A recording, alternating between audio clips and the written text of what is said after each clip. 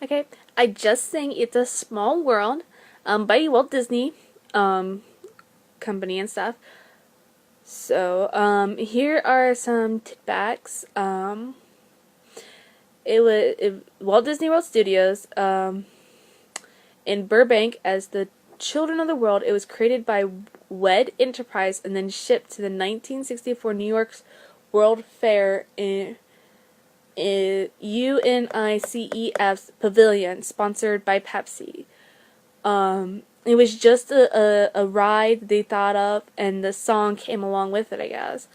Along with it was the Tower of Four Winds, Magic Skyway, Great Monuments with Mr. Lincoln, the Carousel Progression, and the Circle Vision 360. These were fun. They were funded and tested, and a great success. They're still in the Walt Disney parks now. So that's about how how the ride came to be. The song itself, "The Children of the World," was the working title of the attraction.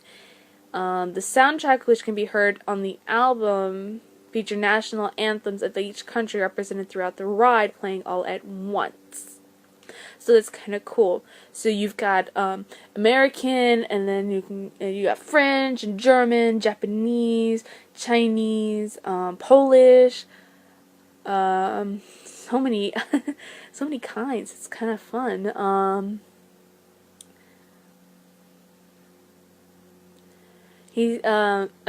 Walt went through his scale model with his staff songwriters Robert B. Sherman and Richard M. Sherman, saying, "I need one song that can be easily translated into many language and played as a round." The Sherman brothers wrote "It's a Small World," after all, in the wake of the Cuban Missile Crisis, which influenced the song's message of peace and brotherhood. It was played slow for Mr. Walt. He wanted something more cheerful, of course, so they sped up the tempo and then sang in counterpoint, and then Walt was happy with it. So that's the song. It's a Small World for the attraction, Children of the World, but it actually the attraction changed its name to It's a Small World. So it was presented in the New York Fair in 1964. That's huge, considering. In April 22nd, 1964 was its opening day. I'm going to read a quote. It's by the, here we go. "A Salute to the Children of the World," designed by Walt Disney, presents animated figures frolicking in miniature settings of many lands. Visitors are carried past the scenes in small boats. An adjoining building, Pepsi sponsors exhibits by the U.S. Committee for the United Nations Children's Fund. Above the pavilion rises the 120-foot Tower of the Four Winds, a fanciful creation of colored shapes that dance and twist in the breeze. 1965 official guidebook to the New York World's Fair. That's an actual quote on the internet. You look it up. Okay, so it was a success. So tickets were 60 cents and 95 cents. Of course, the 60 cents is for children and 95 cents is for the adults. That's pretty cheap comparing to what our mini fairs now charge us for tickets these days. So it started at Disneyland. What you would do is the boats enter the show building through a tunnel under the Small World clock and emerge from the attraction 15 minutes later. The show building interior is larger than the facade. Voyagers see animatic dolls in traditional local costumes singing "It's a Small World After All," together, each in their native language. Boats carry voyagers as they visit the regions of the world. It varies from the Magic Kingdom copy versions by these differences. Okay, and these differences are... It's a list. The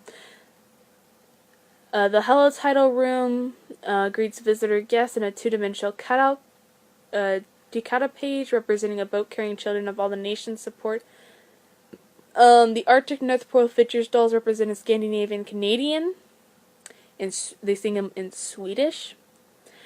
Europe has the English dolls singing with a Cockney accent, French Italians, and a yodeler representing Switzerland. Asia has dolls representing Thailand with Ramyong folk dancing, Indian, Korean with traditional percussions performing named Shulam Nori. I just partly butchered that. Dancing named Butchachum Chani with Royal Pavilion in Japan with Shinto Shrine, and then sung in Japanese. So that's kind of cool. African has the rhythm of the song marked with drums and then sung in English. Okay. And then the Latin American they sing them in Spanish, followed by Brazilian children dancing on Copacabana Beach and Mexican dancers performing the jabari. And the South Seas is sung by mermaids. In the first section of the room, in a rainforest scene, and the native drummers, and a Polynesian steel drum version of the song throughout the rest of the room. There's many more, of course, but this is just a little tidbit. It's a Small World, when it was presented in 1964, has grown.